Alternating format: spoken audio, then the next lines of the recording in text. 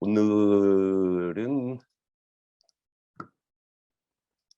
요 재밌는 질문을 한 학생 이야기로부터 한번 시작을 해 보죠. 이 학생 질문인데 고종성 그래서 11월 13일 수업 관련 질문하면서 예 이제 나름 이제 이해를 하면서 이제 이 두 가지의 그림을 이 학생이 그렸더라고요. 그리고는 이 그림이 어 마지막 이 아래쪽에 있는 이 보면 이렇게 V자 모양으로 되어 있죠. 그래서 이게 왜 V자 모양이 나오는가를 질문을 했고 이제 이거에 대한 나의 답은 이게 해칭이 충분히 안 돼서 그런 것 같다라고 했습니다. 그래서 오늘도 여러분들하고 콜앱 링크를 하나 공유를 하면서 시작을 하도록 하겠습니다. 이게 GitHub에 내가 지금 올려놨는데 그래서 이거를 여러분들한테 카피를 해서 채팅창에 보내주도록 하겠습니다. 이게 오늘의 멘티닷컴 코드고 그래서 오늘은 일단 내가 이제 여러분들한테 코드를 보내줬으니까 그 코드가 지금 여기에 있는 이 코드입니다. 그래서 일단 처음부터 끝까지 한번 다 돌려볼게요. 이게 돌리는데 시간이 약간 걸립니다. 그래서 다시 시작 및 모두 실행하고 내가 돌리면 일단 앞부분은 이제 우리가 다 아는 이야기입니다. 필요한 애들 임포트하고 그 다음에 콜옵션, 풋옵션, 프라이싱 포뮬러 적어놓은 거고 그 다음에 이제 여기에 바뀐 게 뭐냐면은 S0와 K를 우리가 보통 100이라고 했는데 이 사람들의 논문을 찾아보니까 이 사람들 논문이 퍼포먼스가 굉장히 좋은 것처럼 보이더라고요. 그래서 여러 가지 이제 그 사람들의 퍼포먼스가 좋은 이유가 있을 텐데 그 중에 하나가 여기를 그냥 1이라고 놨더라고요. 그러니까 기초자산의 현재 시점의 가격을 그냥 그러니까 100%라고 놓고 행사 가격도 100%라고 놓고 그리고는 이 사람들이 모형을 돌려서 마치 굉장히 잘 맞추는 것처럼 보이게 했는데 그래서 우리도 똑같이 1 이렇게 하겠습니다. 그리고 뭐 M은 1000, N은 100, 나머지는 다 똑같죠. 그리고 랜덤 넘버 만들고 그리고 이제 이 부분이 우리의 모형이었습니다. 그래서 이 모형에 내가 지금 중간에 많은 부분을 이렇게 커멘트 처리를 해놨는데 일단은 이제 왜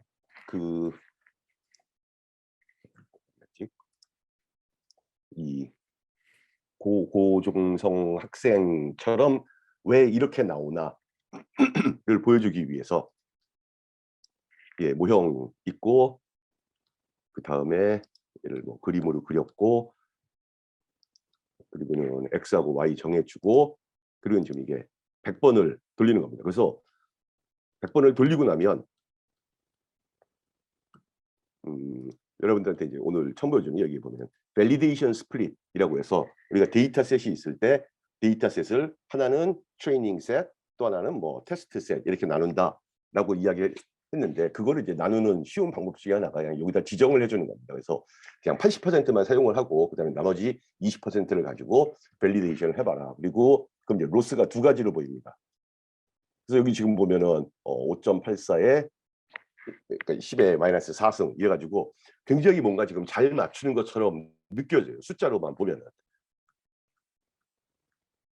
그래서 잘 맞는구나 이렇게 생각을 하고 확인을 해보기 위해서 세 가지의 그림을 그렸는데 하나는 여기에 보면 히스트 닷 히스토리 그리고 로스라고 적었습니다.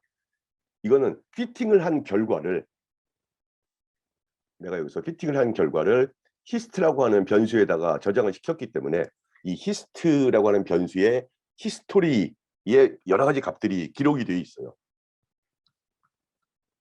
그래서 그 기록되어 있는 값들을 보기 위해서 히스토리라고 하는 애에 로스라고 하는 부분을 보면은 요 위쪽에서 계산됐던 요 로스들이 입하기 0부터 시작해서 100까지 늘어남에 따라서 얘가 로스가 얼마나 줄어드는가라고 하는 걸 보여주셔서 꽤 많이 줄어든다라고 생각을 할 수가 있을 겁니다. 그리고는 그 모델이 프레딕트하는 값, 얘가 마지막에 프레딕트 해야 되는 값은 뭐냐면 0을 프레딕트해. 왜냐면 우리가 필요한 코스트 뭐 이런 거 다 적어놓고 거기서 코스트 값을 뺐기 때문에 그러니까 옵션의 가격을 뺐기 때문에 마지막에 0을 맞추면 잘 맞추는 겁니다.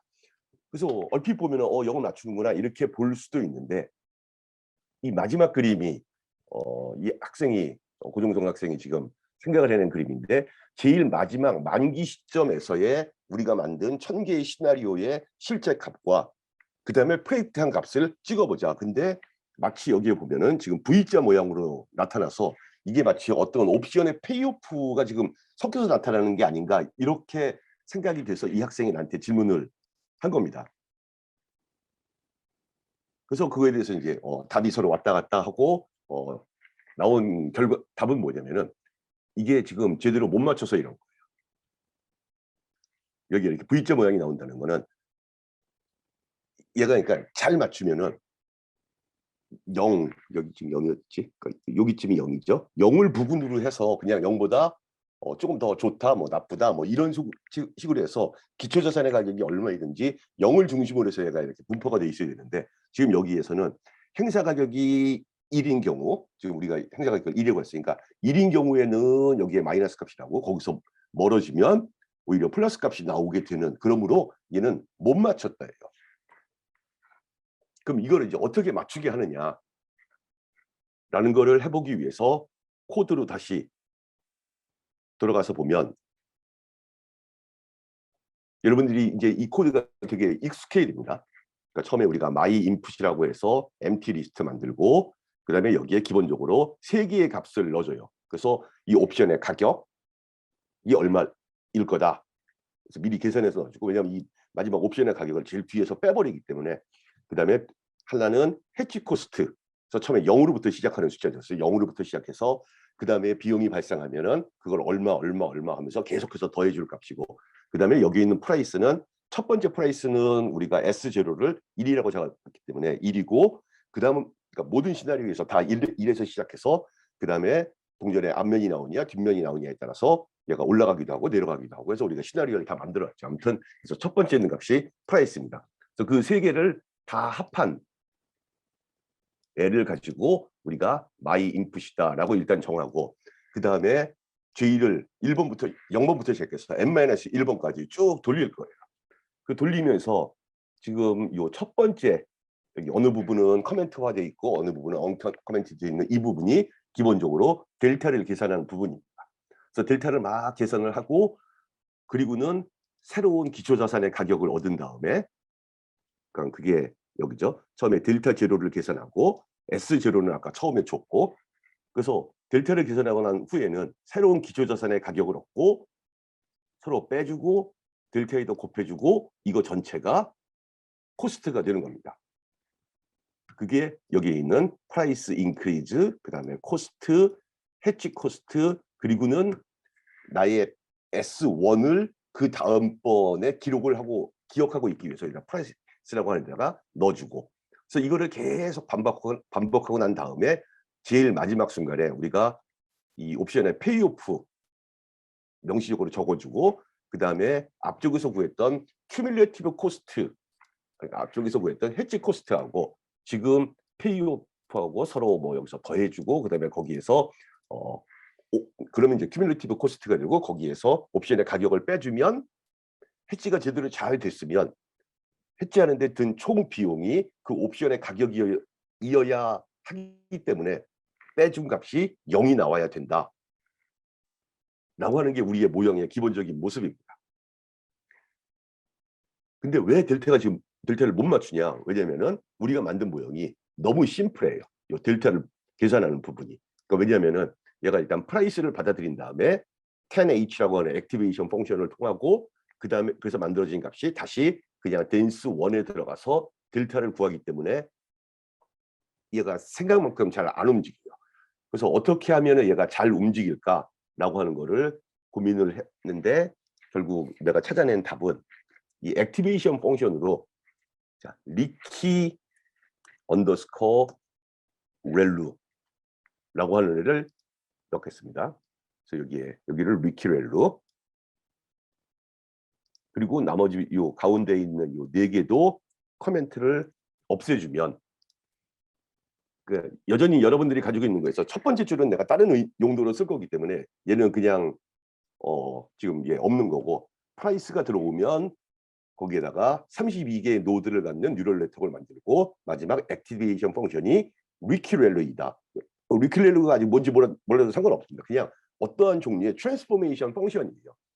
그리고 그 델타를 다시 집어넣어서 그걸 가지고 배치 노멀라이제이션이라고 하는 걸 합니다. 배치 노멀라이제이션은 한 번에 이렇게 배치가 들어올 때마다, 그러니까 우리가 뭐 1000개가 있다 하면은 이 1000개를 한 번에 계산하는 게 아니라 예를 들면 32개, 32개, 32개 이렇게 계산하는데 그 32개에 대해서 32개를 평균을 빼주고 분산으로 표준 편차로 나누어져서 걔가 될 수 있으면 0 마이너스 그러니까 걔가 정규 분포 모양 비슷하게 되도록, 그러면 그럴수록 얘가 더 피팅이 잘 된다라고 알려져 있기 때문에, 그래서 그걸 하고 그다음에 다시 걔를 또 32개짜리 리큐렐로, 그리고 또 걔를 다시 노멀라이제이션하고 또 다시 32개짜리 리큐렐로, 그리고 마지막에다가 내가 마지막 덴스 레이어를 여기에 액티베이션 펑션을 시그모이드라고 바꿔볼게요. 왜냐면 이 시그모이드는 여러분들이 이제 앞에서 수업을 들어서 알겠지만 시그모이드는 얘도 또 다른 트랜스포메이션인데 마지막에 나오는 값을 0에서 1 사이의 값으로 만들어집니다. 근데 우리가 알고 있기로 지금 우리가 하는 게 콜옵션의 델타를 지금 구하려고 하는데 콜옵션의 델타는 항상 0하고 1 사이의 숫자이거든요. 그래서 여기를 이렇게 강제로 0하고 1 사이로 맞춰주면 얘가 더 잘 돌아가지 않을까라고 하는 게 지금 기본적인 우리의 생각입니다.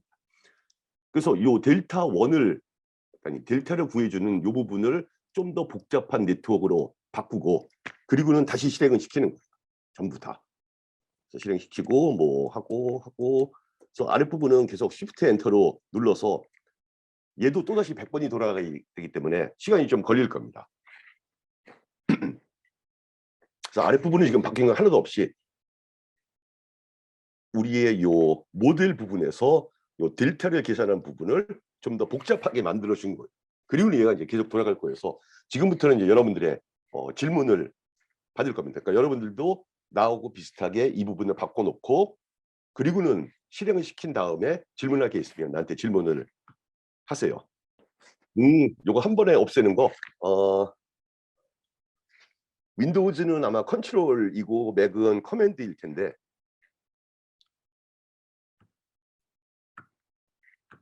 이렇게 선택을 한 다음에 커맨드 슬래시 키, 그다음에 다시 커맨드 슬래시를 누르면 다시 원상태로 돌아오고, 이게 한꺼번에 어느 부분을 그냥 다 커멘트화 시켜버린다 또는 커멘트를 없애버린다라고 할 때 쓰는 방법입니다. 뭐 이거는 그냥 뭐 쇼컷을 알고 있으면 좋지만 몰라도 뭐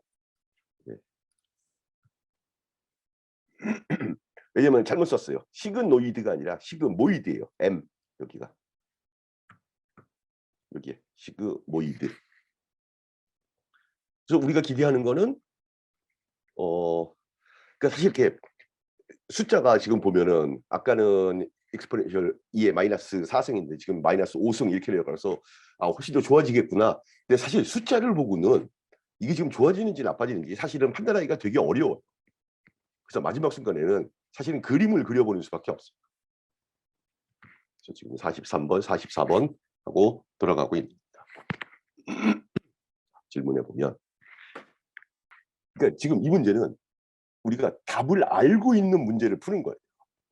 왜냐면은 그 옵션의 가격이 얼마인지 아는 상태에서 해지를 다 하고 그 옵션의 가격을 뺐더니 0이 나온다라고 하는 걸 지금 맞춰봐야 돼요. 근데 이제 이 문제를 풀 수 있으면 나중에 뭘 풀 수가 있냐면은 그 옵션의 가격을 모르는 경우에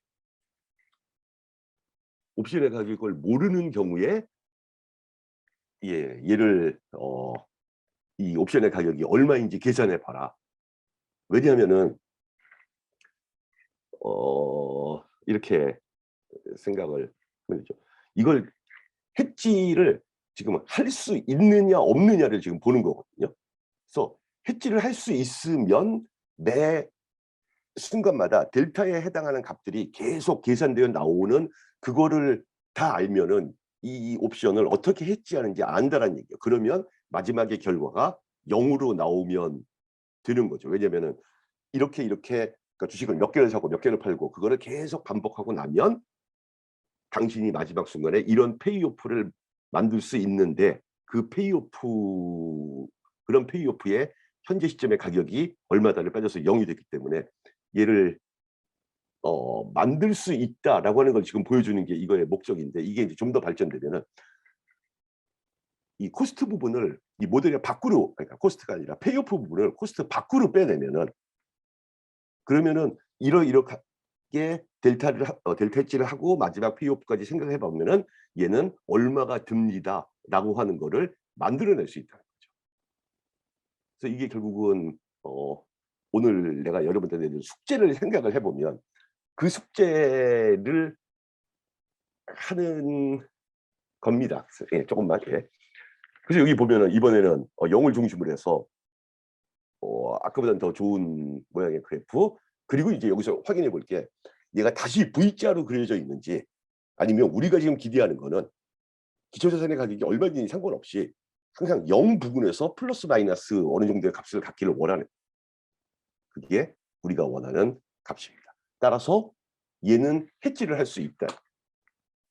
그리고 그 해지하는 방법은 어떻게 보는지 모르지만 구체적으로 여기서 요 마지막 요 델타 값들이 얘가 한번 돌아갈 때마다 얼마씩 나오는지. 그래서 주가가 뭐 1이었던 애가 1.5가 1.0이 되면 1이었던 애가 1.03이 되면 델타를 몇 개를 가지고 있어라. 걔가 내려가면 델타는 몇 개를 가지고 있어라.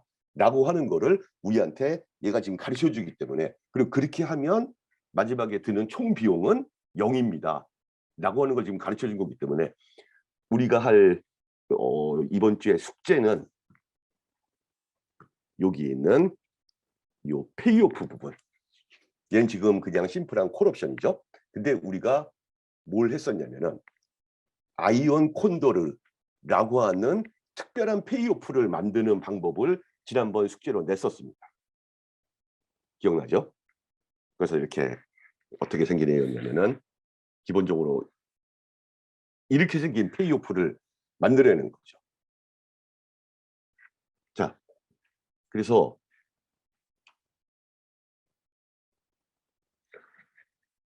얘를 만들어내는데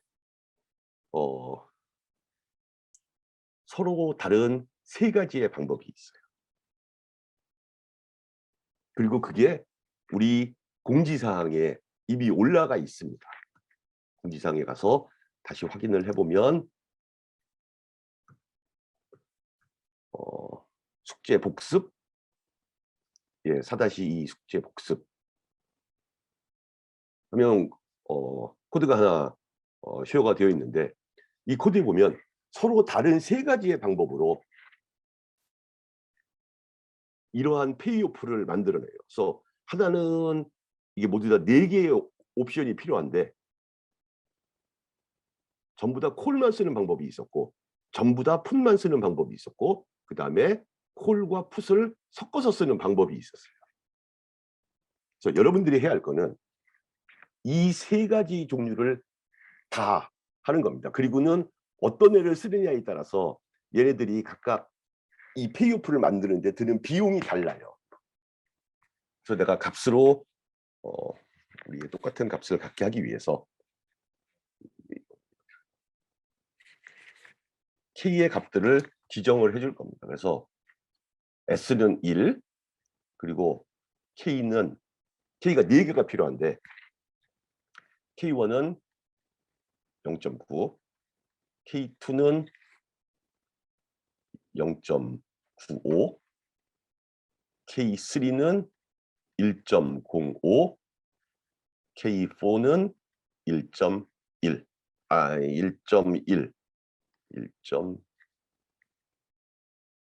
1.1 이렇게 4개의 행사 가격을 갖는 콜옵션만 가지고 이러한 모양이 되게 만들 수 있고 또 이런 4개의 행사 가격을 갖는 풋옵션만 가지고 또 이런 애를 만들 수도 있어요. 근데 어떤 경우는 내가 얘를 알고 보면 사는 게 아니라 상대방한테 파는 거일 수도 있고 이게 사는 거일 수도 있고 그래서 여러분들이 되게 헷갈릴 겁니다. 그리고 많은 학생들이 이 콜과 풋을 같이 섞어서 하는 방법으로 생각을 했는데 뭐 그것도 그래서 일단 여러분들이 이걸 뭘 할 줄 알아야 되면은 이 각각의 행사 가격을 했을 때 이 포트폴리오를 구성하는 데 드는 비용이 얼마인지를 계산할 수 있어요. 그게 여기 있는 프리미엄 부분이 될 겁니다.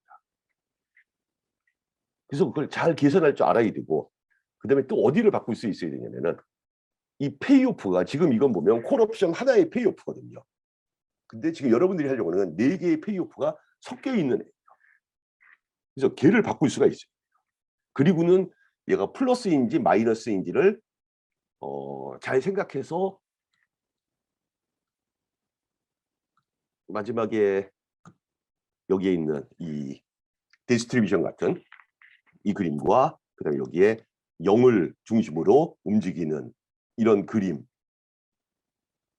3개에 대해서 각각 그려보고 어떤 다 3개 다 기본적으로 이런 모습의 페이오프가 나올 텐데, 예, 이런 모습의 페이오프가 나올 텐데 여러분들이 생각할 때 어느 게 가장 오차가 심한 것 같은지, 그러니까 해지하는 게 어려운 것 같은지를 하나를 선택을 해서 얘입니다. 그러니까 여러분들이 내야 되는 거는 물론 코드 당연히 내야 되고 6개의 그래프, 그래서 뭐 하나는 이렇게 생겼겠고 하나는 막 이렇게 생겼겠고 두 번째 또 이렇게 생긴 그래프, 그 다음에 막 점이 이렇게 있을 테고, 그 다음에 또 이렇게 돼. 그리고 막 점이 있을 테고. 그래서 이 순서대로 하세요. 그러니까 콜만 가지고 구하는 애, 풋만 가지고 구하는 애, 콜과 풋 다 가지고 구하는 애. 그리고는 이 셋 중에서 내가 판단하기에, 그러니까 여러분이 판단하기에 어느 애가 해칭 에러가 제일 적은 것 같은가를 여기다가 한 줄 이렇게 해서 뭐 어떤 경우가 해칭 에러가 제일 작은 것 같습니다 라고 적어서 내면 됩니다. 그래서 예, 이 코드를 돌리는 의미는 어떠한 페이오프를, 그러니까 지금 내가 낸 이 숙제에서 생각해 보면 이러한 페이오프, 요 콘도르의 페이오프를 갖게 하기 위해서는 난 이 콘도르의 값이 얼마인지도 알아요. 왜냐하면 블랙쇼즈 포뮬러가 있으니까. 근데 얘를 어떻게 해지해야 되는지는 델타를 몇 개를 사고 몇 개를 팔고 이거를 어떻게 해야 되는지는 물론 블랙쇼즈 포뮬러로 구할 수도 있지만 지금 이 방법을 통하면 또 다른 방법으로 구할 수 있다. 따라서 이거를 숙제로 내지는 않겠지만 이런 식의 페이오프를 가진 애는 어떻게 해지를 하면 이런 페이오프를 만들어낼 수 있을까라고 하는, 내가 새로운 종류의 상품을 만들었다라고 했을 때 얘를 해지하기 위해서 주식을 몇 개를 사고 몇 개를 팔고를 해야 하는지를 알아야 나의 고객한테 이런 애를 팔 거 아니에요. 근데 블랙쇼즈는 이렇게 생긴 애는 페이오프가 어떻게 해지해야 되는지 안 가르쳐 주고, 그런데 어쩌면 우리가 가지고 있는 이 모델은 우리한테 아까 그런 모습의 페이오프를 갖게 하려면 어떤 해칭을 해야 되는지 가르쳐 줄 수 있을 거라는 거죠. 자, 리키렐로와 시그모이드. 자, 여기서부터 이제 여러분들이 머신러닝을 공부를 미리 해놨는지 안 해놨는지, 제일 이 세상에 먼저 쓰인 거는 사실은 시그모이드예요. 그래서 시그모이드는 나의 인풋이 무엇이든 간에 항상 0하고 0에서 1 사이의 값으로 걔를 리턴을 해주는 펑션입니다. 그리고는 수학적으로 되게 유용해요. 왜냐하면 모든 것이 다 미분 가능하고 뭐 굉장히 수학적으로 좋은 성질이 많아서 이걸 사용했는데, 어떤 때는 우리가 이 아웃풋의 값이 0부터 1이 아니라 마이너스 1부터 플러스 1 사이의 값이 나오도록 해야 할 필요가 있을 때가 있어요. 그럴 때는 10h라고 하는 함수를 사용하면 이렇게 비슷하게 여기는 다 1, 여기는 다 마이너스 1. 그림이 이상한데, 예, 이렇게 되게 바꿀 수가 있어요. 그리고는 식을 보면 이 시그모드이라고 10h하고 굉장히 비슷하게 생겼어요. 그러니까 원래 내가 보기엔 비슷한데 여러분들이 보기에는 이제 안 비슷할 수도 있겠죠.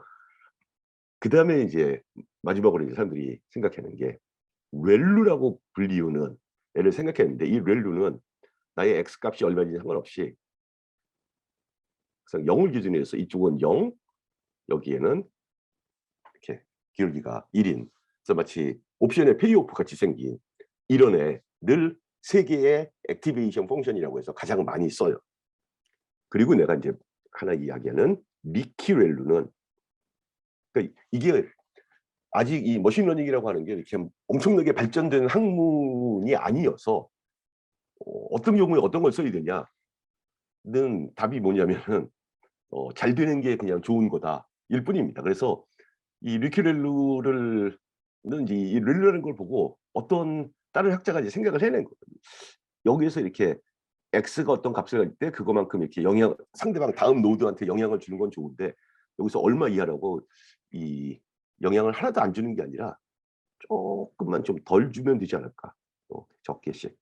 다 0이 아니라 이렇게 기울기가 좀 큰, 작은 그런 애를 가지고 리큐렐루라고 부릅니다.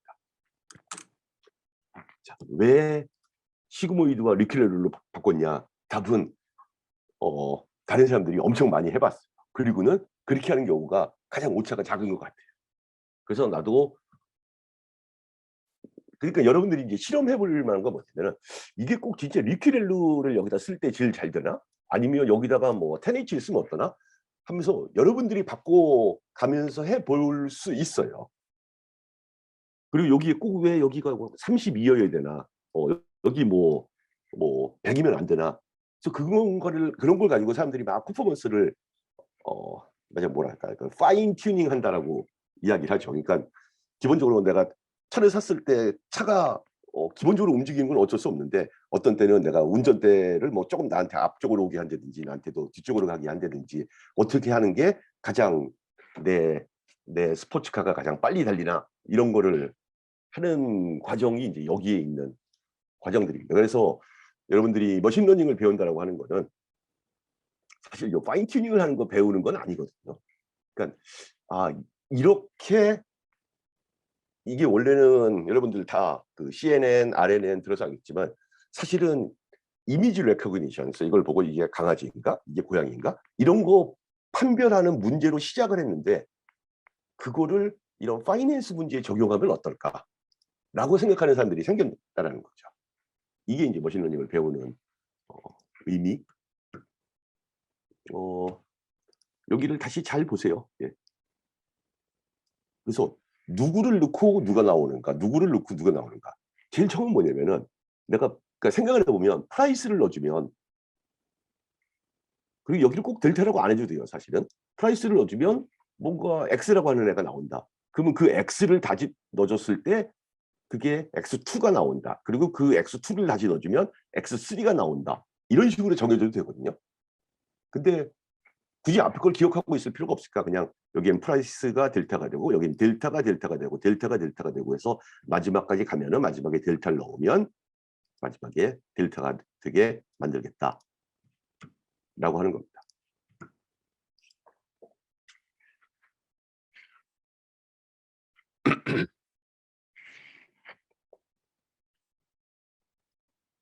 그렇죠. 아이온 콘도르는 그걸 우리가 블랙솔즈를 할 때는 이렇게 델타 1, 델타 2, 델타 3, 델타 4 이거를 각각을 이렇게 구해줬어요. 근데 머신러닝은 그렇게 하지 않아도 어떤 의미에서 보면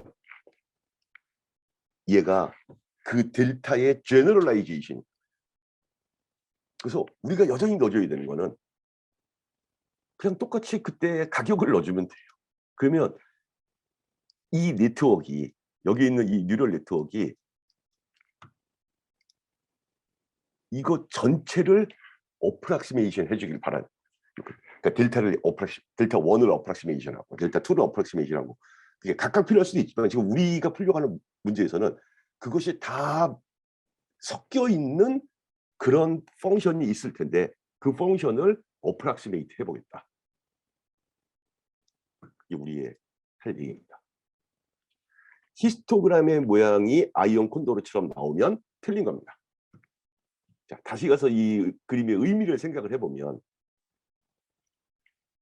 이 히스토그램은 내가 얘를 해지를 하는데 얼마만큼의 비용이 들 거다. 그리고 난 그 비용이 든 것만큼을 그 옵션의 가격으로 미리 받아서, 그러니까 걔네 둘을 빼면 0이 되기를 원한 거예요. 그래서 걔가 0이 되도록 내가 델타들을 어떻게 바꿔 나갈 수 있는지를 컴퓨터한테 계산해 봐라.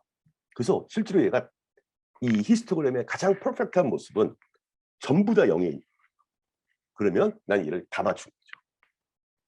근데 많은 경우 0이 있긴 하지만 그거보다 좀 더 비용이, 이게 지금 어느 쪽이 플러스이고 마이너스인지 나도 헷갈리는데, 아무튼 예, 2% 정도 틀릴 수도 있고 2% 정도 낮게 나올 수도 있다 해서 얘의 분산이 작으면 작을수록, 그러면서 이렇게 쭉 올라가는 그래프를 그리면, 그걸 그릴 수 있으면 있을수록 잘하는 거죠. 그리고는 이 그림을 이번에는 X의 관점에서, 그러니까 마지막 만기 시점에서의 관점에서 그린 겁니다. 그래서 여기서 만약에 여기서 콘도르가 나온다, 이거 틀린 겁니다. 예, 아까 내가 그냥 별로 해지를 잘 못하는 콜옵션을 한 경우에 이게 이렇게 V자처럼 나오는데, 그게 꼭 V자처럼 나와야 되는 게 아니라 여기가 이렇게 랜덤하게 나오지 않으면 해지를 잘 못한 거예요. 그건. 자, 해지를 잘 못했다는 거를 다른 질문도 많겠지만 이거를 한번 보여주기 위해서, 자, 여기에 쭉 있는데 내가 이걸 가지고 풋옵션을 한번 해지를 해볼게요. 그러니까 풋옵션을 한번 어떻게 하냐. 풋옵션을 하려면 지금 우리가 있는 여기에 이 전체 문제를 보면 이건 콜옵션 하나를 팔았을 때 내가 어떻게 해야 된다를 하는 거니까, 풋옵션을 하려면 일단 이 페이오프 부분을 바꿔줘야겠죠. 그래서 여기가 x-k가 아니라 k-x로 바꿔주면 얘가 이 전체 문제에서 일단 풋옵션의 문제로 바꿔준 겁니다. 그리고는 그래서 얘를 실행시키고, 그리고는 뭐 얘는 그림 그리는 거 필요 없고, 내가 이 프리미엄 부분에서 BS 콜이 아니라 여기를 BS 풋으로 바꾸겠습니다. 그러면은 내가 앞에서 짜놓은 BS 콜, BS 풋 이라고 하는 펑션에 의해서 여기 BS 풋의 값이 계산돼서 프리미엄으로 들어갈 거고, 그리고 나머지 부분은 다 똑같아요. 그리고는 모델을 컴파일을 시키고 얘를 트레이닝을 시키고 그림을 하나, 둘, 세 개를 그려봐라. 예까지 돌려놓은 겁니다. 그리고 이제 여러분들 질문에 대해서 다시 또 답을 하겠습니다. 자, 지금 이 전체에서 바꾼 부분은 내가 풋옵션을 한번 프라이싱을 해보겠다라고 해서 어디를 바꿨냐면은 요 램다, 그래서 내가 이 레이어의 이름을 페이오프라고 붙여놨죠. 그래서 이 페이오프를 바꾸고 그 다음에 요 BS 콜이었던 가격을 BS 풋으로 바꿨습니다. 요거 두 개입니다. 그래서 아이온 콘도르처럼 나오면 안 되고요. 그렇죠. 다소 어렵게 느껴지죠. 그래서 여러분들한테 오늘 숙제를 내주지만 내일까지 내는 거 아닙니다. 예. 일주일 더 시간을 줄 겁니다. 그래서 오늘 영상도 당연히 올려줄 거고, 그래서 이거를 자꾸 다시 해보면 돼요. 예. 예, 다음 주 일요일 코드도 같이 제출하고요.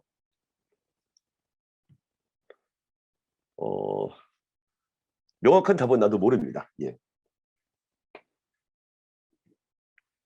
그래서 어떤 게 해칭 에러가 왔을 때, 그러니까 왜 그렇게 얘가 해칭 에러가 적다라고 생각하는지를 설명을 해서 쓰면 되죠. 그러니까 이건 뭐 그림을 보면 당연히 어쩌면은 어느 그 세계 중에서 어떤 특별하게 더 좋은 애가 없을 수도 있어요.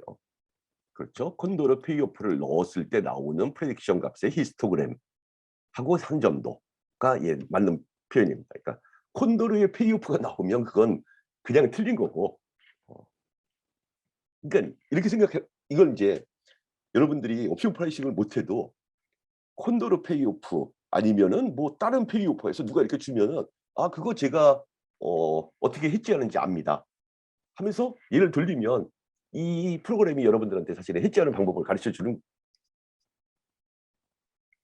예 내가 준 S와 K 값을 사용을 하세요. S는 1 그다음에 K는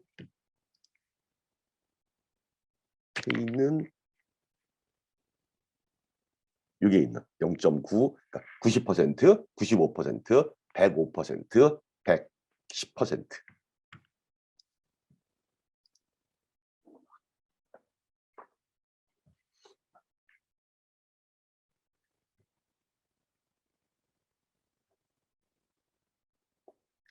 일단 첫째 프리미엄이 같지 않습니다. 예, 그러니까 콜만 이용하건 풋만 이용하건 콜풋을 혼용하건 셋 다 프리미엄이 다르고요. 그리고 해지 코스트가 작다라고 하는 게 무슨 의미입니까? 그러니까 이거는 어떤 의미에서 여러분들이 그래프를 어떻게 이해하고 있는가를 보는 거예요. 그래서 그래프가 어느 그래프가 더 좋은 그래프인가. 그래서 가장 해지하기 쉬운 애는 누구고 가장 해지하기 어려운 애는 누구다라고 하는 걸 나한테 이야기하면 되는 겁니다.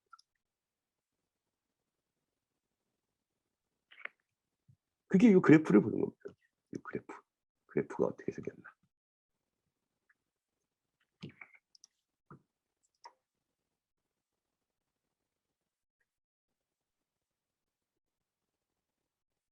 지금 풋옵션을 이렇게 보여준 이유는 여러분들이 어디를 고쳐야 될지도 모르겠다라고 하는 거에 힌트를 주려고 하는 겁니다. 자, 해지하는 방법을 알아야 금융상품으로 판매를 할 수 있나요? 이거 되게 좋은 질문인데 사실 우리나라 금융회사들은 많은 경우에 해지를 못해요. 그럼 어떻게 하냐면은 내가 고객한테 취한 포지션에 반대 포지션을 외국계 금융회사에 가서 사면 돼요. 그러니까 상대방한테 내가 콜옵션을 하나 팔면은 그다음에 외국계 금융회사 가서 거기서 똑같이 콜옵션을 하나 사면 돼요. 그러니까 어 나쁜 얘기인데 우리나라 고객한테는 이 콜옵션 이거 100만 원짜리입니다. 이래서 팔고는 사실 그거 외국계에 가서 사면 90만 원밖에 안 되는데 그냥 이거 100만 원짜리입니다 하고 파는 거예요. 그리고는 내가 얼른 가서 외국계에 가서 그 90만 원에 이렇게 사고 나면은 어차피 난 상대방한테 콜옵션 하나 팔았고 나는 똑같은 콜옵션 가지고 있는데 그 차액이 10만큼 나니까 난 그걸로서 그냥 10을 돈을 번 거죠. 근데 알고 봤더니 외국계 금융회사는 그거 실제 가격이 70밖에 안 되는데 나한테 90에 판 거예요. 그러니까 걔네는 더 돈을 번 거죠.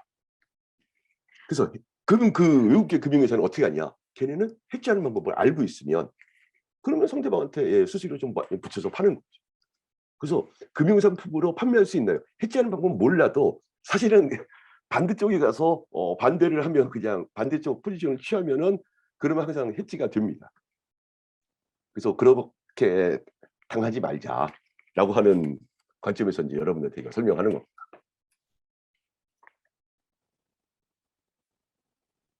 이게 이제 왜 지금 나처럼 하면 안 되나라고 하는 걸 보여주는 예가 될 겁니다. 자, 이게 지금 풋옵션 한 거였죠. 풋옵션 해서 바뀐 부분은 여기 페이오프 풋옵션으로 바꿔주고 그다음에 이 프리미엄을 이라고 하는 부분을 풋옵션의 가격으로 바꿔주고 컴파일하고 피팅하고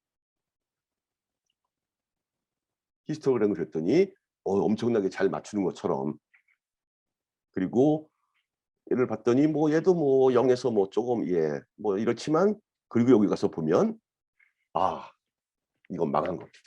이건 해지를 못한 거예요. 그 지금 내가 풋옵션을 그렸으니까 여기 풋옵션 페이오프가 이렇게 나오니까 맞는 거 아닙니까? 아닙니다. 틀린 겁니다. 항상 기초자산의 가격이 얼마인지 상관없이 0 부근에서 모든 애들이 다 그냥 균일하게 있는 애가 좋은 겁니다. 가장 좋은 거는 모든 만기 시점의 기초자산의 가격에서 다 0으로 나오면 그거는 완벽하게 해지가 된 겁니다. 그래서 이제 이렇게 나오면 여기서부터 이제 고민이 생기는 거죠. 도대체 내가 뭘 잘못했길래 그림이 이렇게 나오는 걸까? 그러니까 여러분들이 일단 이해해야 될 거는 이 그림이 이렇게 나오면 이건 틀린 거다라고 하는 걸 알아야 되고 그다음에 이게 틀렸으면 어디가 틀렸을까 하면서 가서 코드를 몇 날 며칠을 볼 텐데 많은 경우에 보면 결국은 못 찾아요. 그런데 자, 내가 아까 여기에 시그모이드를 뭐라고 했죠? 마지막 액티베이션으로 시그모이드를 쓰면 값이 0에서 1 사이로 나옵니다. 그렇게 되게 만들어줍니다. 라고 이야기를 했습니다. 그리고 그 얘기가 콜옵션에 대해서는 맞아요. 왜냐하면 콜옵션의 델타를 구하면 콜옵션의 델타는 0에서 1 사이의 값을 갖기 때문에 이렇게 하면 잘 돼요. 근데 풋옵션의 델타는 마이너스 1에서 0 사이의 값을 가져요. 따라서 이렇게 맞추면 절대 못 맞춰요. 그럼 어떻게 하면 좋을까? 아까 다시 액티베이션 부분으로 돌아가서 누가 좋을까? 시그모이드, 10H, 렐루, 위키렐루.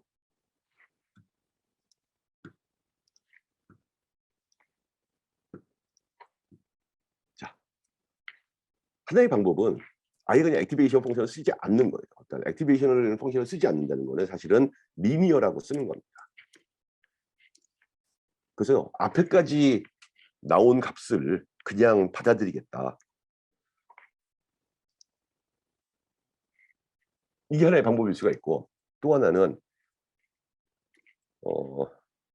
그러니까 여러분들이 해지하려고 하는 상품의 델타를 알고 있는 경우에 이렇게 이게 시그모이드 뭐 아니면 뭐 10H 뭐 이렇게 바꿀 수 있는데, 내가 해지하려고 하는 상품의 델타를 사실 모르는 경우에는 사실은 여기 그냥 리니어로 놓는 게 맞아요. 근데 지금 이제 이 경우에는 10H로 놓으면 그러면 나올 수 있는 값이 0에서 1 사이가 아니라 마이너스 1에서 플러스 1 사이의 값을 나오니까 이게 좀 더 잘 되기를 기대를 하는 거죠. 그래서 다시 실행시키고 뭐 하고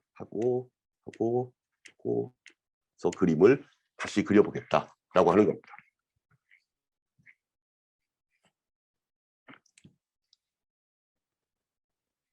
그래서 이게 여러분들이 여러 가지를 같이 잘 이해하고 있어야만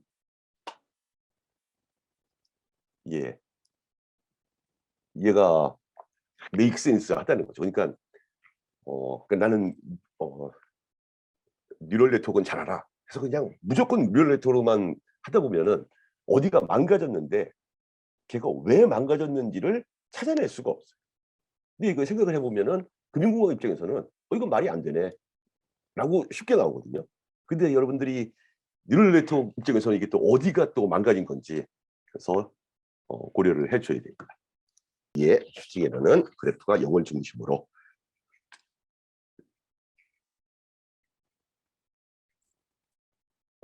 그렇죠. 미리 내면은 항상 다시 시도해 볼 기회가 있는 거죠. 근데 어 예. 어 미리 내면은 다시 시도해 볼 기회가 있는데, 그러니까 미리미리 해 보세요. 미리미리 해 보고 그리고 내가 별말 없이 그냥 1점 줬으면 그냥 조용히 있으면 되는 거고, 내가 이거 '이건 아니다.' 하면 내가 0점 줄 거거든요. 그러면은 다시 해 보면 되는 거죠. 예. 오늘 이 과제가 텐서플로우 과제로는 마지막 과제입니다.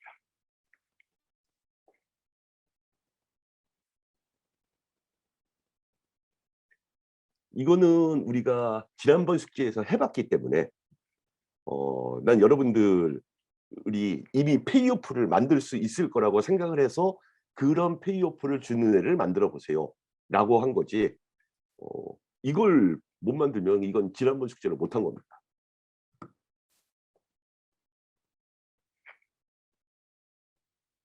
아니요.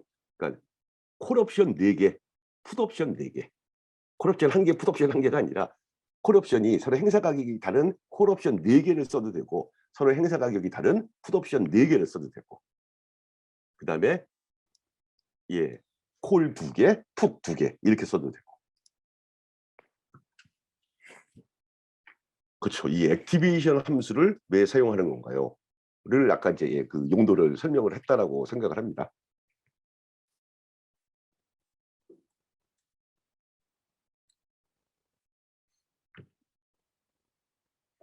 그쵸. 지금 우리는 답을 알고 있는 문제를 풀어보는 거예요, 연습하는 거.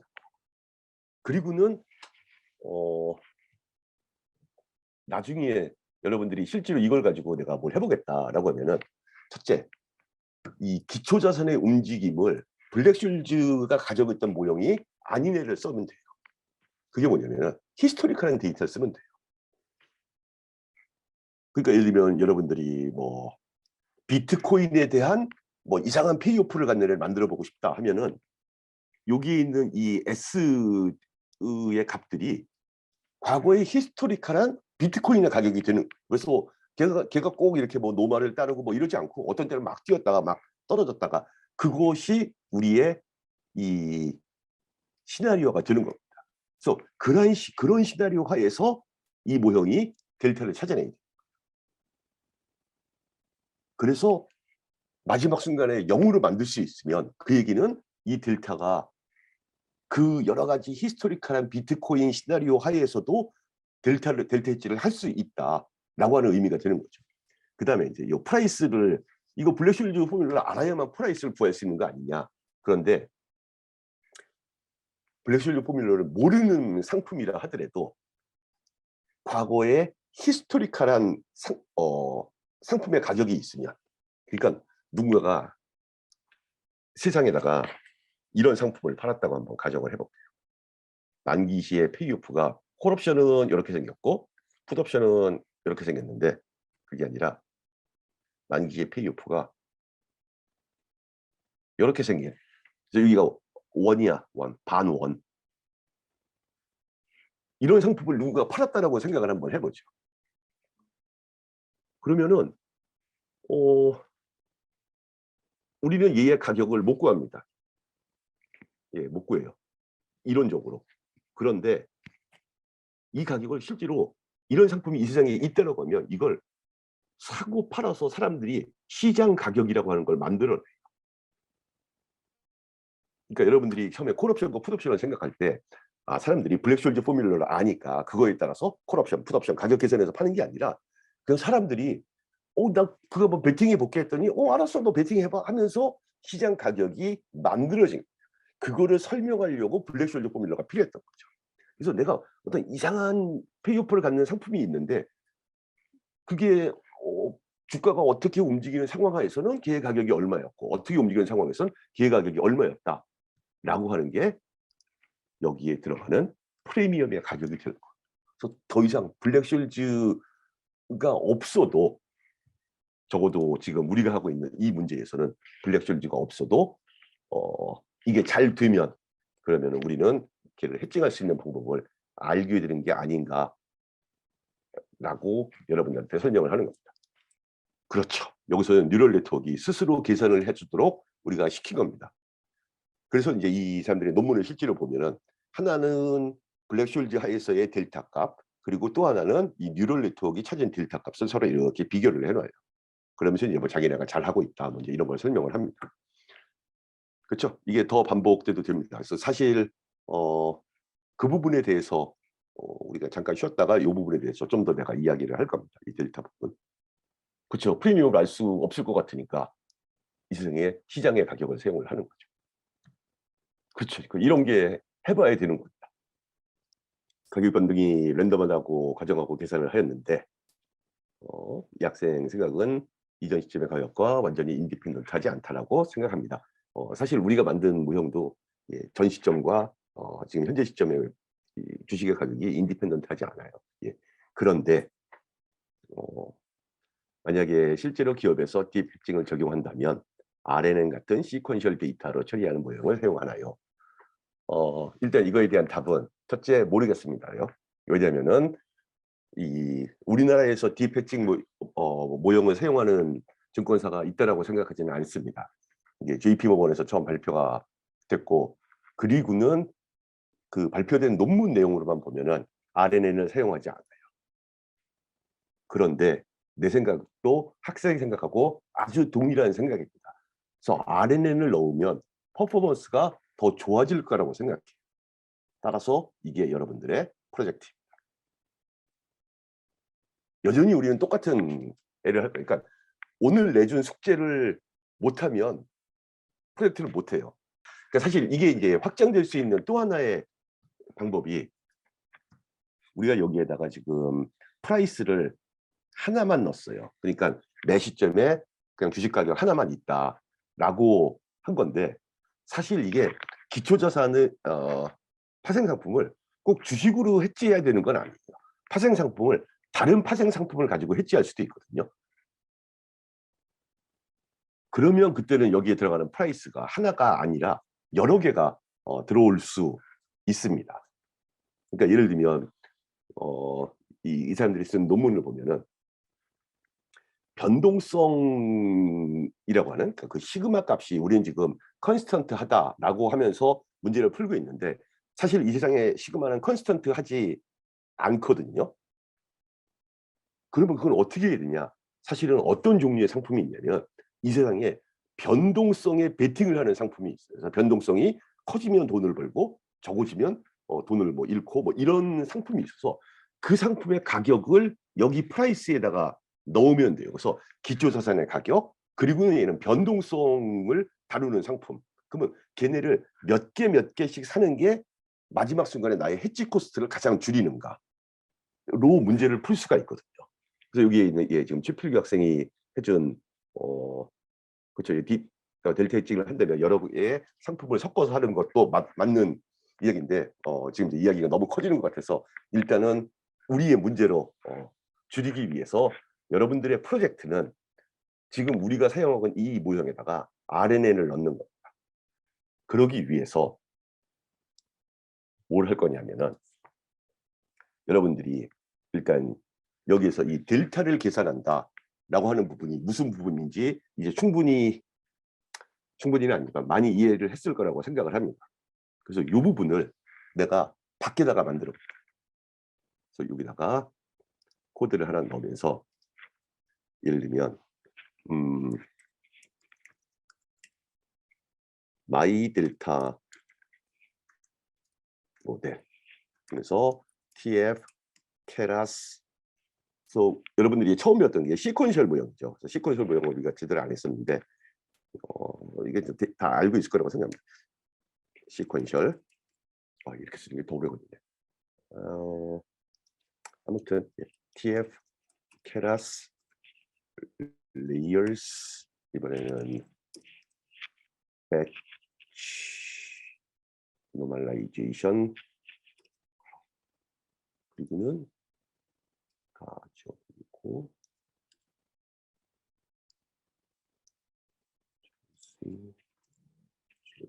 컨트롤 V 또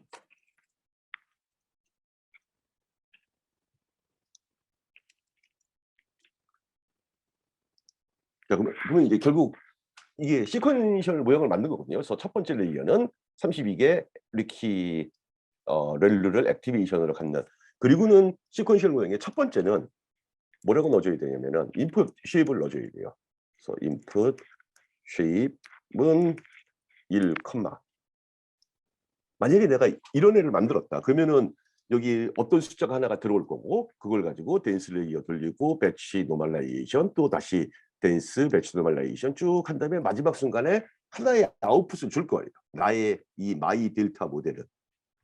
따라서 내가 저기를 저렇게 만들어 놨으면 이 부분을 다 그냥 커멘트 처리하고 내가 여기서 할 거는 나는 델타를 얻고 싶은데 걔는 마이 델타 모델이면서 걔의 인풋은 프라이스다. 자, 한번 실행을 시켜보겠습니다. 틀렸더래. 왜 틀렸을까요? 틀린 이유는 여기에 컴마가 없어서 그렇습니다. 컴마, 여기도 컴마, 여기도 컴마, 컴마. 그래서 마이 델타 모델을 만들고 그리고는 얘를 실행을 시켜요. 그러면 적어도 에러가 안 났어요. 에러가 안 났고 걔를 가지고 모델을 한번 그림을 그려보면 그러면 그림이 너무 커서 다 못 그리겠다라고 나올 텐데 그럼에도 불구하고 강제로 얘를 한번 보겠다. 이게 그림이 좀 이상해요. 여기 안 보이는 여기 가만히 나중에 여러분들이 그려보면은 여기 한 군데에 모여 있어요. 그러니까 원래는 어떻게 되냐면은 S1을 받은 다음 S0를 받은 다음에 얘를 돌리고 그다음에 그 결과가 다시 S1과 함께 또 돌아가고 이런 식으로 해야 되는데 지금 내가 짠 모형은 여기에 마이 델타 모델을 딱 이런 식의 모양으로 만들어놨기 때문에 얘가 동일한 애가 계속 반복해서 사용이 됩니다. 그래서 이렇게 만들면 안 되고 얘를 그래서 지금 얘는 시퀀셜 모형을 만든 건데 그게 아니라 이것은 TF 케라스 그리고는 얘를 쭉 적어줘.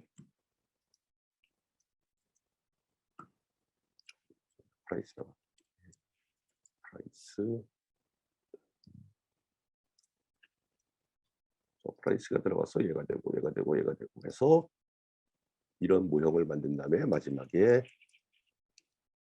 return tf keras model input is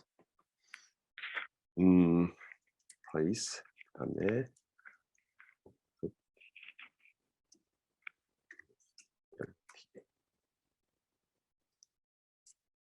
이번에는 얘도 뭐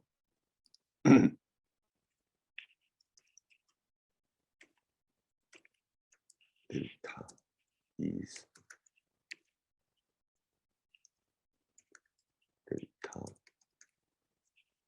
모델 면서 여기다가 프라이스 그리고 다시 한번 쭉 실행을 시켜볼게요. 자, 실행이 되는 동안에 이게 잘 될지는 모르겠지만 여러분들한테 여기를 보여주면 사실 여기 있는 부분을 그냥 다 지워버린 겁니다. 기본적으로. 그래서 컨트롤 X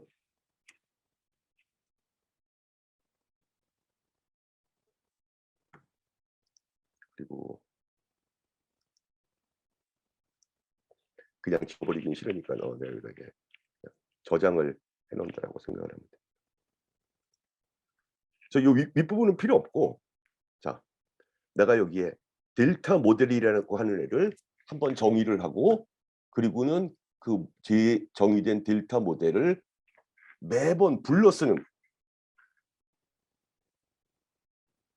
그러면 이 그래프가 아까 봤던 것처럼 이렇게 다시 이렇게 하나하나씩 쭉 내려가는 그런 그래프가 그려지고 걔를 가지고 지금 여기서 계산을 하는데 일단은 여러분들도 해볼 수 있게 내가 이 부분을 똑같이 여러분들한테 보여주겠습니다. 그래서 바뀐 부분은 여기 그 다음에 여기에 델타 모델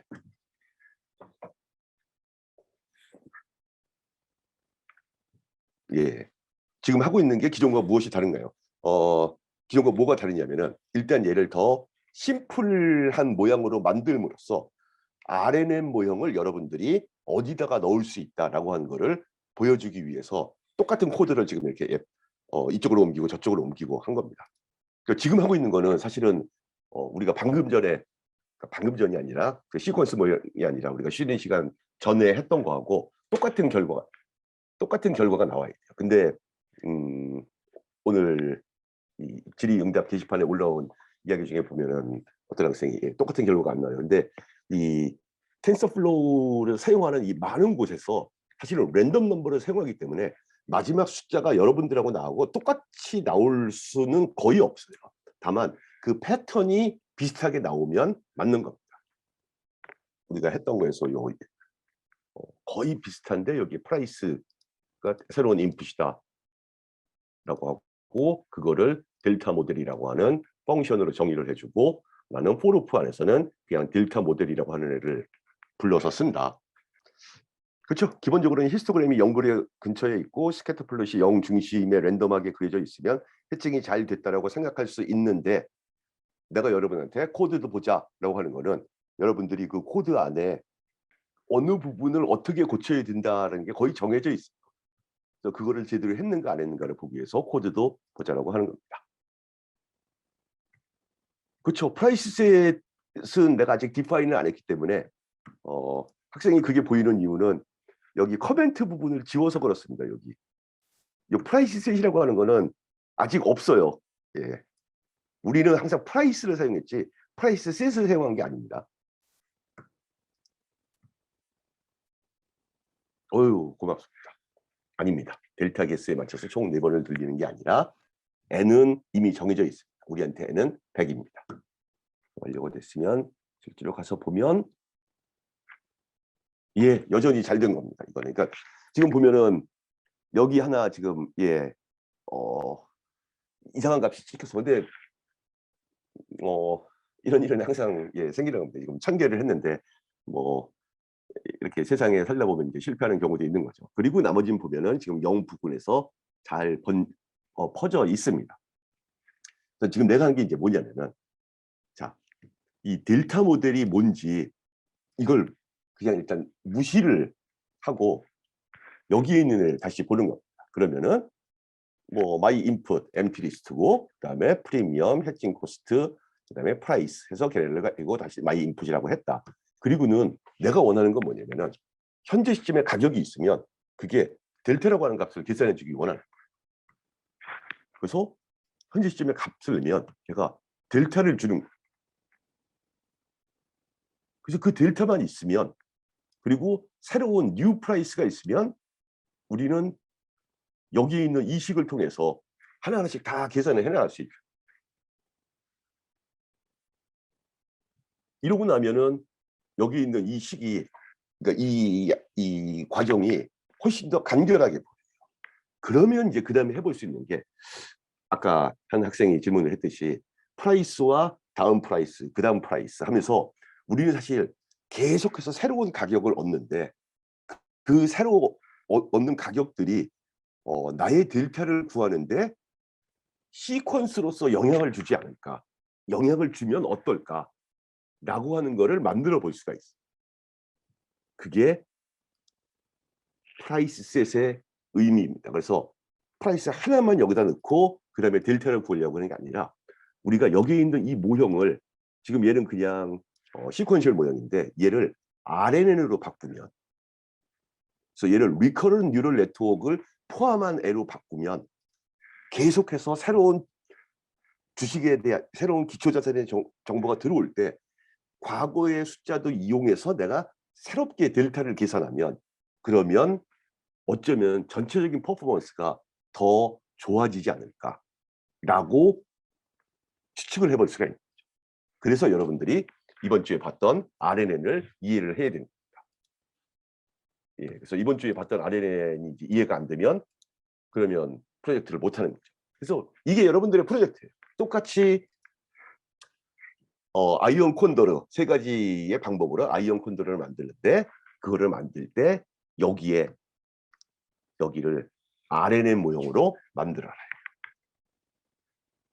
그러면 여기를 어떻게 RNN 모형으로 만드는가 라고 하는 게 우리가 다음 주에 이야기할 내용입니다. 그리고는 사실 나는 마음으로는 오늘로써 벌써 한 학기가 다 끝난 게 여러분들한테 해줄 수 있는 거 다 가르쳐줬다. 그래서 여기를 RNN으로 바꿔봐라. 근데 이제 여러분들이 느끼기에는 너무 황당하겠죠. 예, 왜냐하면은 지금 가르쳐주지도 않고 예, 숙제 프로젝트를 냈다라고 생각할 학생들도 있을 텐데 그게 아니라 다음 주부터 이제 여러분들한테 계속 질문을 하는 겁니다. 그러니까 이 부분을 RNN으로 이렇게 봤더니 어떻게 됩니다. 그러니까 왜 안 될까요? 뭐 이런 거를 계속 나한테 이제 질문을 하면 됩니다. 자, 콜옵션이랑 풋옵션을 통해 프리미엄이 바꾸는 오늘 영상은 이거 뭐 별 편집할 게 없을 것 같아서 오늘 저녁에 올려줄게요. 통해 프리미엄이 바뀌는 거 맞나요? 그렇죠. 그러니까 이 프리미엄이라고 하는 말에 너무 신경 쓰지 말고 얘가 옵션의 가격이에요. 옵션의 가격. 자, 여기 했던 것도 카피를 해서 그러니까 하나는 시퀀셜 모형으로 만든 걸 보여준 거고 또 하나는 케라스 모델로 해서 만들어진 거를 보여준 겁니다. 근데 이렇게 스테릭하게 만들어 놓으면 요 같은 애가 계속 사용되기 때문에 이거는 퍼포먼스가 안 좋아요. 그러니까 예, 이거는 근데 이렇게 포르프가 돌아가면서 계속해서 새로운 모형이 만들어서 전체적으로 모형이 이렇게 이렇게 합쳐지게 만드는 게 이제 내가 여기서 한 내용입니다. 그래서 콜옵션이랑 풋옵션을 통해서 옵션의 가격이 바뀌죠. 그래서 여러분들이 잘 해야 되는 게 이 옵션의 가격도 잘 구해야 돼요. 예. 여기가 항상 뭐 BS 풋이다 뭐 이런 거 없이 내가 지금 풀려고 했던 문제가 하필이면 풋옵션에 관한 문제였으니까 내가 여기다가 BS 풋의 가격을 프리미엄으로 받겠다라고 하는 거죠. 자, 내가 이 문제를 다르게 한번 학생 카메라 꺼주세요. 예. 근데 방금 그 학생의 얼굴 표정은 너무 괴로워하는 표정이었는데 이거 어떻게 하라고 이런 표정이었는데 그렇죠. 그래서 이 논문을 쓴 사람들의 주장에 의하면 꼭 이 프라이스 부분에 꼭 그 주식의 가격만 넣는 게 아니라 거시경제 변제를 넣어도 된대요.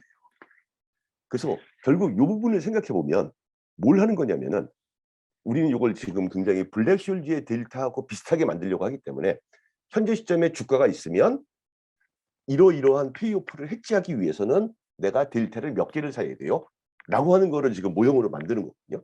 근데 이 생각을 확장시키면 여기에 꼭 기초자산의 가격만 넣는 게 아니라 어떤 거시경제 변수를 넣어도 되고 그래서 지금 거시경제 변수는 얼마고 기초자산의 가격은 얼마인데 얘를 해지를 하려고 하면은 주식을 몇 개 사면 돼요? 이런 식으로 물어보는 거죠.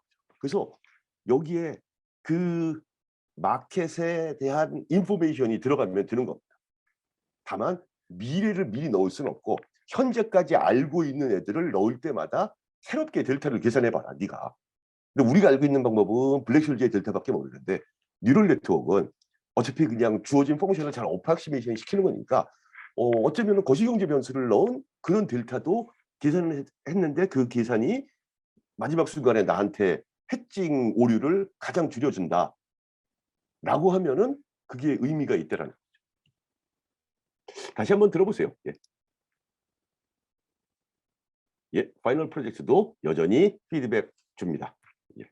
그래서 빨리 내면 빨리 낼수록 예, 틀렸다 맞았다가 빨리 갈 겁니다. 아니요, 콜 옵션, 풋 옵션 하나가 아니라 콜 옵션 4개 그게 하나의 방법이고 풋 옵션 4개 그게 또 하나의 방법이고 그다음에 이제 콜 옵션 2개, 풋 옵션 2개를 가지고 하는 게 또 하나의 방법이고.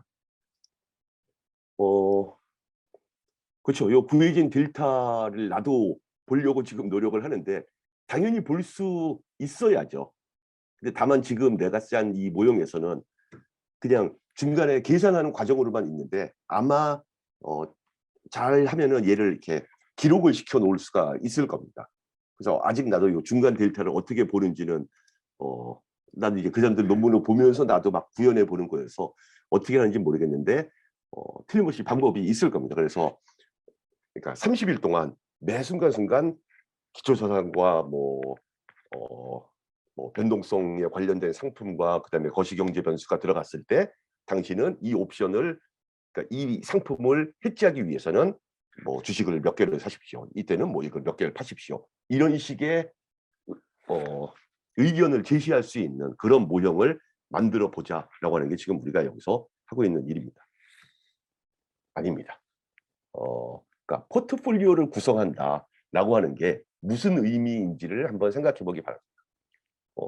그러면 가서 그 텐서플로우 숙제 첫 번째 걸 먼저 해보세요. 그러니까 이 학생이 이게 전혀 감이 오지 않는다는 얘기는 첫 번째 숙제를 안 했다는 얘기입니다. 그러니까 여기서 오차가 적게 지금 이거는 뭐 나름 적게 나오지만 적게 나오면 그건 어떤 의미에서 해치할 수 있는 방법이 있다는 얘기라는 겁니다. 그래서 그 얘기를 하려고 지금 얘를 이상하게 돌렸는데 이게 이상하게 잘 돌아가지 않고 그러면 한번 여기가 뭐 2배가 아니라 뭐 20배가 되는 값을 넣어보자. 그러면 반대로 옵션의 프리미엄 가격은 그대로인데 해칭 코스트에서 나는 항상 돈을 벌게 만들어다오.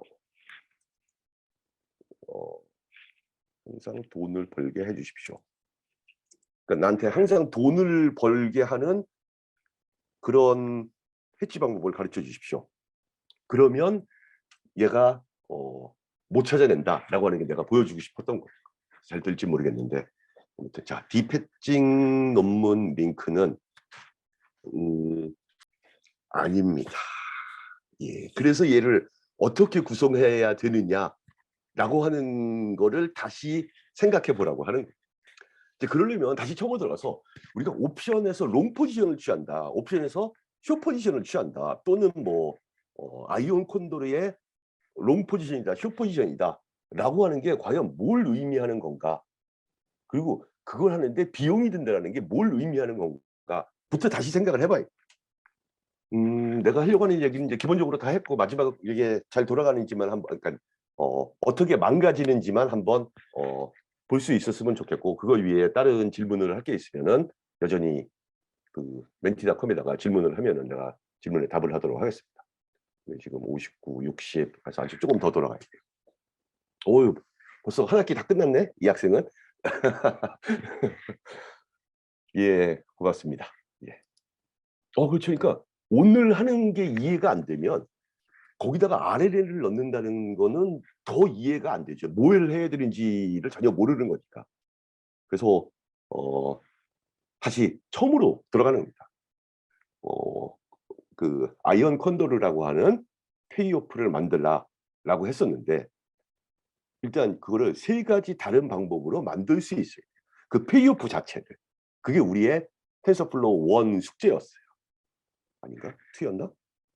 아까 1이 그냥 패스를 그려보자. 그 다음에 두 번째가 아이온 콘도르의 페이오프를 그려보자.